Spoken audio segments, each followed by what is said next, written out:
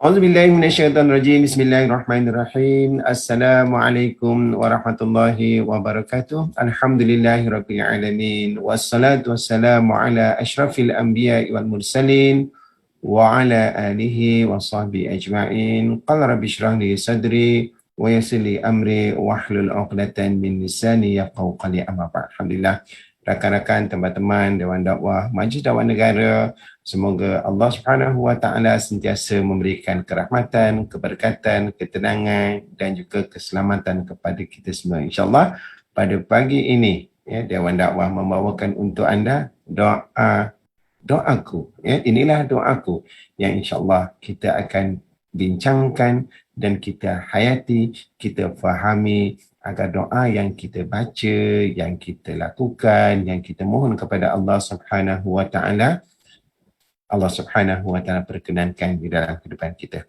Baik rakan-rakan, teman-teman mati Allah Subhanahu Wa Taala, doa yang akan kita baca, yang akan kita bincangkan, yang akan kita hayati pagi ini adalah doa yang ke-8 daripada himpunan Inilah Doaku yang berbunyi Allahumma inni as'alukan huda wat-tuqa wal-afafa wal-ghina.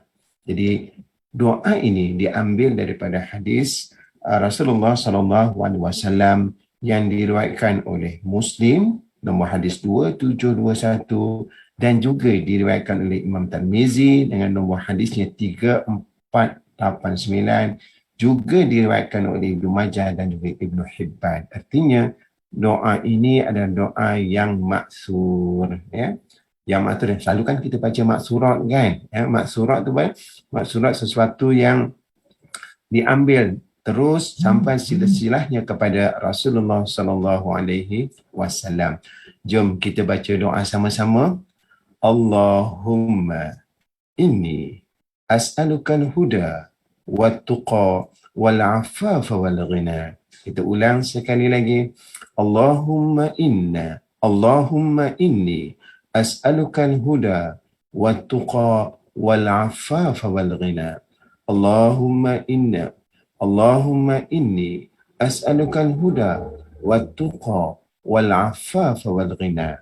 Jadi semoga doa ini menjadi amalan, menjadi rutin, menjadi orang kata amalan harian kita, kerana Allah Subhanahu Wa Taala suka kepada hamba-hambanya yang sentiasa meminta-minta daripadanya.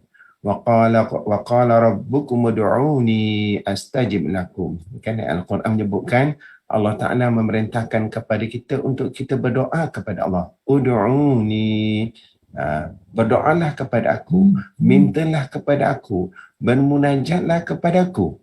Astajib lakum, nescaya aku akan perkenankan permintaanmu. Ini janji daripada Allah Subhanahu Wa Taala. Itulah kelebihan kita sebagai umat Islam yang kita beriman kepada Allah Subhanahu Wa Taala. Di samping usaha yang kita lakukan, kita ada talian hayat yang sangat ampuh dalam kehidupan kita. Kita mempunyai satu talian hayat yang sangat besar maknanya. Satu talian hayat yang dapat membantu kita sama ada secara fizikal ataupun spiritual, yang dapat membantu dalam kehidupan kita. Kita ni manusia. Tidak ada siapa yang mengaku kita ni sebagai malaikat. Aku bukan malaikat. Memang kita bukan malaikat. Kita adalah manusia. Dan apabila manusia, sifat manusia, memang dia perlukan orang lain. Dia tak boleh nak independen sendiri. Bijak macam mana sekalipun. Jadi fitrah manusia ini, dia memang perlukan orang lain. Dia tak boleh hidup sendiri.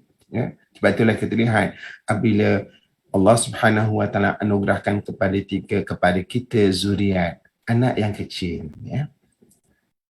mereka perlukan bantuan, sehinggalah 9 bulan 10 hari di dalam perut atau dalam rahim ibunya, bila dilahirkan sahaja, dia tak boleh nak bersendirian. Dia perlu ada orang yang menjaga. Bila membesar, sebulan, 2 bulan, nak makan makanan, maka dia perlu orang yang menguruskan makanan dia. Bila nak mula berjalan, perlu ada orang yang membantu anak itu untuk berjalan. Ya. Nak berlari, perlu ada orang yang bantu dia untuk berlari. Nak pandai, nak belajar, semuanya itu dia memerlukan orang lain. Ya. Pastinya yang pertama sekali, yang terdekat sekali, mesti ibu dan ayah. Bila ibu dan ayah dia telah selesai menjaga dia, membesarkan hinggalah dewasa untuk kehidupan, ya, dia tetap perlukan orang lain. Jadi itulah menjadi suatu falsafah dalam kehidupan kita. Ya, kita sebagai manusia, kita tetap memerlukan orang lain. Apatah lagi, kita memang sangat memerlukan Allah Subhanahu Wa Taala dalam kehidupan kita. Belum tak apa, yang pertama untuk kita sembah. Ya. Tuhan yang menjadikan kita, kita perlu sembah Allah Subhanahu Wa Taala. Bahkan ia menjadi satu kewajipan, satu kemestian untuk kita menyembah Allah, untuk kita mengabdikan diri kepada Allah, untuk kita sujud dan patuh kepada Allah Subhanahu Wa Taala sebagaimana yang ditetapkan, yang orang kata disarankan, ya, di dalam syariat Islam melalui petunjuk Rasulullah sallallahu alaihi wasallam, ya. Jadi itu sebagai prinsip ataupun konsep kita lah dalam kehidupan kita, di mana kita perlu dan kita mesti berdoa kepada Allah Subhanahu Wa Taala kerana kita adalah manusia yang lemah dan kita perlukan Allah dalam kehidupan kita, dan pastinya memang Allah yang mengatur kehidupan kita. Dan qada qadar Allah Subhanahu Wa Taala itu memang ada, dan dengan berdoa inilah yang dapat mengubah ataupun kita nak sesuatu yang terbaik dalam kehidupan kita, iaitu dengan berdoa. Wa iza sa'alaka ibadi anni fa inni qarib. Sadaqallahu azim. Allah Ta'ala menyatakan lagi, apabila hamba-Ku meminta kepadaku, berdoa kepadaku, bermunajat kepadaku, maka Allah Ta'ala menyatakan fa inni qarib, sesungguhnya aku sangat hampir kepadamu. Maksudnya Allah Subhanahu Wa Taala mengetahui keadaan hamba-hambanya, bagaimana hambanya sangat memerlukan apa yang diperlukan oleh hambanya, bagaimana hambanya dalam situasi tentu kadang tidak tahu mana yang buruk, mana yang baik, ya. Orang kata dalam keadaan mana yang membahayakan, maka apabila kita berdoa kepada Allah Subhanahu Wa Taala, insya-Allah Allah Ta'ala akan bersama dengan kita. Allah Ta'ala hampir dengan kita dan pertolongan Allah sentiasa hampir dengan kita. Baik, rakan-rakan, teman-teman dalam Dewan Dakwah yang dirahmati Allah Subhanahu Wa Taala. Doa yang saya bacakan yang pada awal tadi, iaitu doa Allahumma inni as'alukal huda wa tuqa wal afafa wal ghina. Jadi doa ini, ya, yang diajarkan oleh Rasulullah sallallahu alaihi wasallam, memberi pengajaran kepada kita bila kita nak minta kepada Allah Subhanahu Wa Taala apa yang kita nak minta. Bila kita minta dengan Allah, kita mohon kepada Allah Subhanahu Wa Taala apa yang kita nak minta kepadanya. Dalam doa ini, yang pertama, Allahumma inni as'alukal huda. Yang pertama sekali, ya Allah, ya Tuhan kami, aku memohon kepadamu petunjuk. Ya. Jadi petunjuk ini menjadi yang pertama Rasulullah SAW ajar kepada kita untuk kita berdoa. Petunjuk apa? Iaitu hidayah. Petunjuk itulah hidayah daripada Allah Subhanahu Wa Taala. Hidayah itu adalah suatu orang kata satu ilham ataupun suatu kefahaman yang boleh kita memahami apakah kehidupan yang sebenar ini dalam menghadapi situasi ataupun krisis, apakah penyelesaian yang terbaik, dan berkaitan apa isu, maka kita dapat satu solusi dan penyelesaian. Kita dapat petunjuk, kita dapat satu jalan penyelesaian di dalam kehidupan kita. Jadi kita mohon petunjuk daripada Allah Subhanahu Wa Taala dalam kita menghadapi kehidupan ini yang sangat penting. Ya. Rakan-rakan, teman-teman mati Allah Subhanahu Wa Taala, hari ini, ya, ramai di kalangan kita menghadapi tekanan, menghadapi stres, khususnya dalam menghadapi pandemik. Ya, bukan sekadar orang biasa, apatah frontliner daripada doktor, jururawat, ya. Semua pihak yang terlibat ini rasa tertekan. Jadi bila tertekan, terkadang kita buntu nak buat macam mana. Jadi di situlah kita perlukan petunjuk daripada Allah Subhanahu Wa Taala. Kita perlukan satu bimbingan daripada Allah, bagaimanakah caranya, solusinya, jalan keluar daripada jalan yang kita hadapi. Sebenarnya bila kita menghadapi masalah ni, bila kita buntu, kita tertekan, kita stres, benda mudah, tetapi kita dalam keadaan seperti itu kita tak nampak jalan keluar dia. Ya. Kita tak nampak jalan penyelesaian dia. Sedangkan sangat mudah. Contohnya, kalaulah kain yang ataupun yang tersimpul, kain yang tersimpul menyebabkan kita susah nak berjalan, kita susah nak bergerak,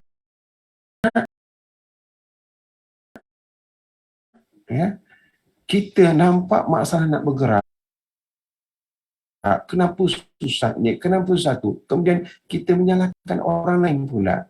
Sedangkan solusinya mudah je. Kita bertenang, kita tengok apa masalahnya. Oh, rupanya kain kita tersimpul. Itu yang menyebabkan kita tak boleh bergerak. Kita buka simpulan tersebut, maka selesai masalah. Jadi itu adalah satu analogi tentang petunjuk dalam kehidupan kita. Kita dalam kehidupan kita, kita rasa sesak, kita rasa tertekan, tak tahu nak buat macam mana. Kenapa susah sangat? Hati runsing, gulana. Oh, rupanya mudah je.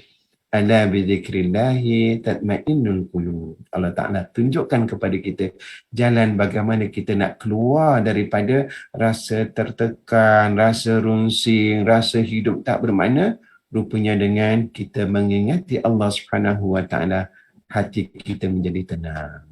Jadi bila kita tenang ni, rakan-rakan teman-teman, pemikiran kita pun rasional. Kita boleh memikir, merancang dengan cara yang rasional dan kita tahu bagaimanakah cara nak selesaikan. Sebab masa tu jiwa kita dah tenang, kita dah nampak perkaranya macam bagaimana, kita bersedia untuk tanya orang lain, lepas tu berbincang dengan pasangan contohnya, berbincang dengan anak. Oh, rupanya barulah kita nampak solusi jalan penyelesaiannya. Dan itu merupakan petunjuk daripada Allah Subhanahu Wa Ta'ala. Dalam keadaan kita kusut,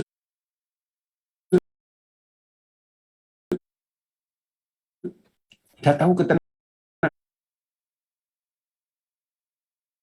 bagaimana, rupanya dengan Islam itulah kita merasa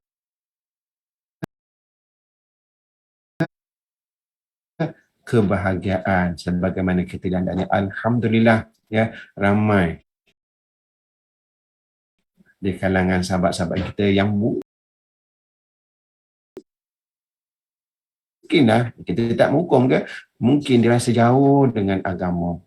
Kehidupan mereka bergelumang dengan perkara-perkara yang dimurkai oleh Allah Subhanahu Wa Ta'ala.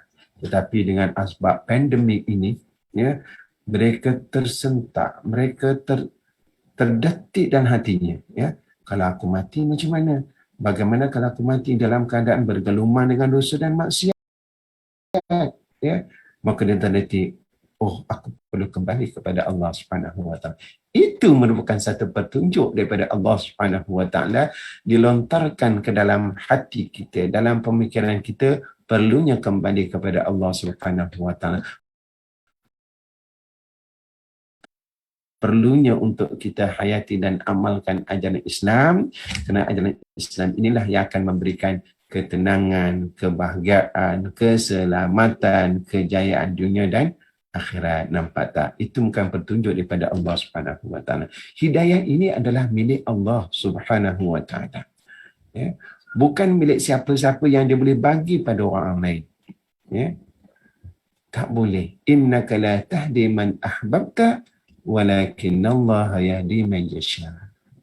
Jadi ini ditegaskan oleh Allah Subhanahu Wa Ta'ala. Ketika Nabi Muhammad sallallahu alaihi wasallam merasa hatinya sedih kerana Abu Talib, bapa saudaranya yang berusaha mempertahankan Nabi Muhammad sallallahu alaihi wasallam dalam menyampaikan dakwah, memberikan bantuan, memberikan sokongan, dan Abu Talib merupakan backbone, orang kata apa, tulang belakang, yang membela Nabi, yang mempertahankan Nabi dalam menyampaikan risalah Islam. Tapi akhirnya tidak mendapat hidayah daripada Allah Subhanahu wa taala, dan Allah tegaskan innaka la tahdi man ahbabta. Kau tidak boleh memberi petunjuk kepada engkau, kepada siapa yang engkau sukai, yang engkau sayangi. Walakin Allah yahdi man yasha, tetapi Allah Subhanahu wa taala memberi petunjuk kepada siapa yang dikehendaki. Ya Allah, ya Tuhan kami, kau berilah kepada kami hidayah untuk sentiasa taat kepada-Mu ya Allah. Ya Allah, ya Tuhan kami, kau kekallah kami di atas jalan hidayah-Mu ya Allah. Jangan kau gelincirkan kami daripada jalan dan petunjuk yang membawa keselamatan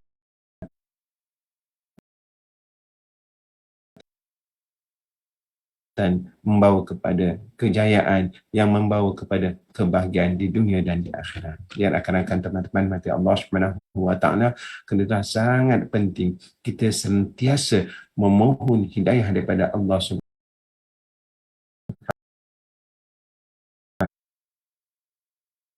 wa taala. Allahumma inni as'alukal huda. Dalam ayat dalam Al-Fatihah pun selalu kita baca ihdinas siratal mustaqim. Ya Allah, ya Tuhan kami, kau tunjukkanlah kami jalan yang lurus. Berikan kami petunjuk untuk menemui jalan yang lurus yang membawa kepada redha-Mu ya Allah. Itulah rakan-rakan teman-teman, cantikkan doa ni. Allahumma inni as'alukal huda. Yang kedua, wattuqa. Ya Allah, ya Tuhan kami, kau berikan kepada petunjuk. Berikan kepada kami ketakwaan. Ya Allah, cantiknya doa ini. Pertama, kita minta petunjuk daripada Allah Subhanahu wa taala, petunjuk Islam, ya untuk mendapat hidayah Islam. Kemudian kita minta kepada takwa, kerana takwa ini adalah lanjutan apabila seseorang itu mendapat hidayah daripada Allah Subhanahu wa taala. Hidayah itu perlu buat apa? Maka hidayah itu perlu disusuli dengan ketaatan. Dan takwa itu merupakan ketaatan secara mutlak kepada Allah Subhanahu wa taala. Kerana ulama mendefinisikan takwa itu sebagai apa? Sebagai imtithalul awamir wajtinabun nawahi. Maksudnya apa? Takwa itu ialah kita melaksanakan, kita menjunjung segala perintah Allah Subhanahu wa taala yang wajib kita laksanakan, yang sunat kita berusaha sebaik mungkin untuk kita melaksanakan. Kita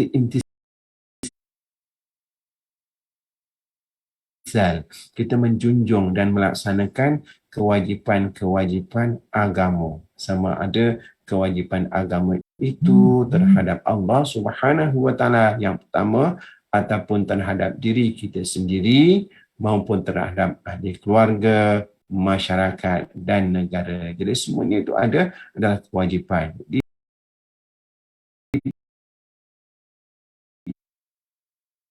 Jadi orang yang bertakwa ini, mereka sentiasa prihatin dengan peraturan-peraturan. Hari ini kan kita dibiasakan dengan SOP. Dengan SOP keluar kena pakai pelitup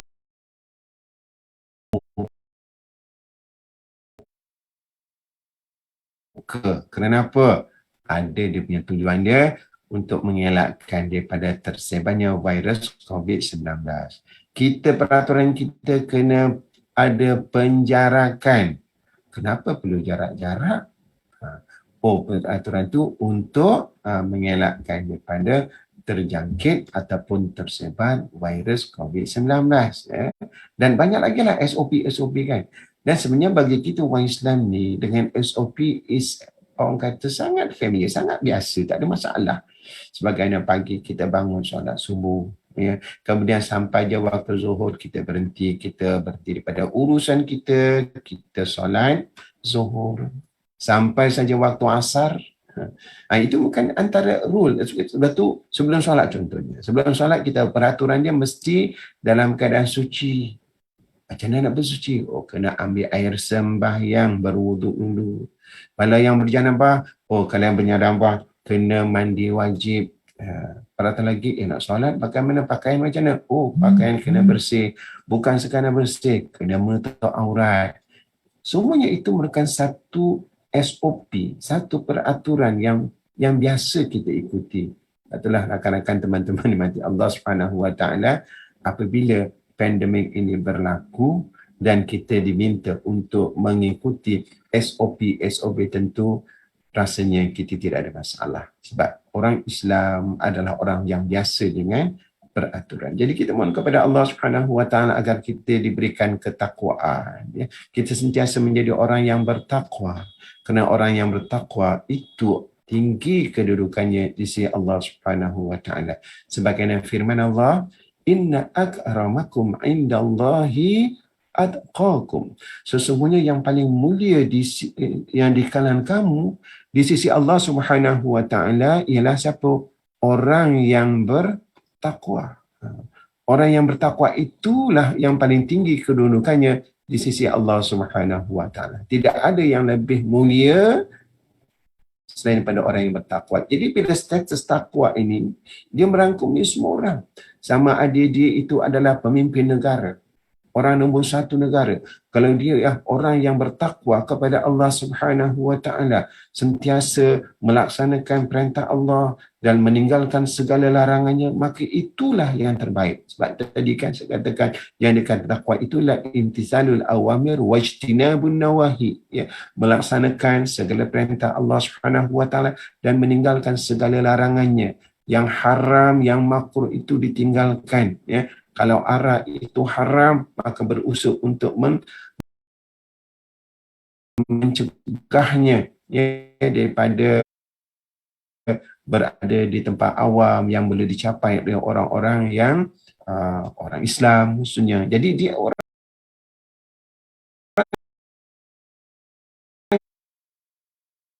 yang bertakwa sifatnya begitu, ya. Dan itulah orang yang paling mulia. Kalau dia seorang pemimpin yang bertakwa, itulah yang paling tinggi kedudukannya, yang paling mulia si Allah Subhanahu Wa Taala.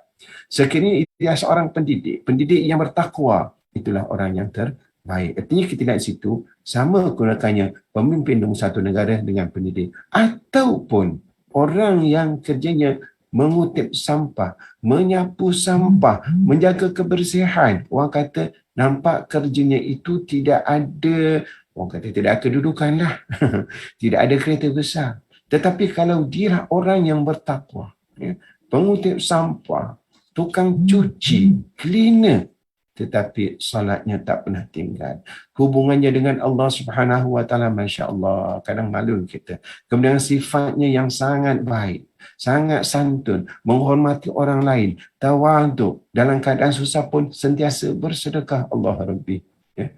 Begitu bertakwanya ia, maka dia tetap sama level dengan orang nombor satu negara ataupun pendidik ataupun penjawat jawatan yang lain.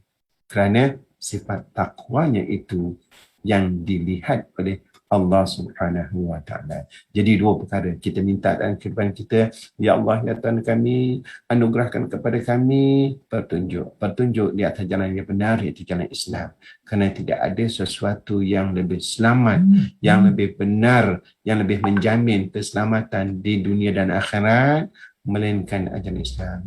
Yang kedua kita pun, ya Allah Tuhan kami, kau jadikan kami hamba yang bertakwa.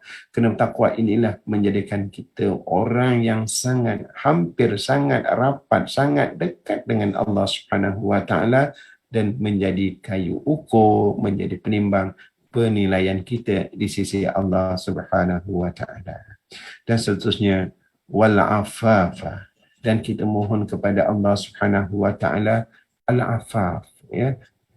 Orang kata keselamatan, segi maruah kita kini terjaga. Ya. Allah Subhanahu Wa Taala menjaga kehormatan kita. Afaf. Kita tidak terlibat dengan perkara-perkara yang dimurkai oleh Allah Subhanahu Wa Taala. Sirran wa alaniyah. Sama ada yang tersembunyi ataupun yang terang-terang. Ya. Kerana kita dalam kehidupan kita melalui suatu fasa ujian. Ya. Satu ujian yang Allah Subhanahu Wa Taala bentangkan kepada kita. Ujian kita pelbagai. Ada orang yang diuji dengan kesenangan. Ada orang yang diuji dengan kesusahan. Ada orang yang diuji dengan kemasyhuran. Ada orang yang diuji dengan kehinaan. Orang pandang rendah, dihina sebagainya. Ada orang diuji dengan kekayaan. Ada orang yang diuji dengan kemiskinan. Ini semuanya adalah lumrah kehidupan. Jadi apabila kita menghadapi situasi begitu, ya, kita mohon kepada Allah Subhanahu Wa Taala agar Allah Subhanahu Wa Taala menjaga kehormatan kita, menjaga maruah diri kita. Kita tidak mahu malu di hadapan Allah Subhanahu Wa Taala. Kita juga tidak mahu malu di hadapan manusia. Ya, kerana di akhirat nanti, rakan-rakan teman-teman mati Allah Subhanahu Wa Taala, di padang mahsyar kita akan dibentangkan di hadapan manusia dan Allah Subhanahu Wa Taala akan mengadili kita, dan kita tidak boleh membela diri kita dan kita tak boleh nak tutup kaiban-kaiban kita yang telah kita lakukan di dunia.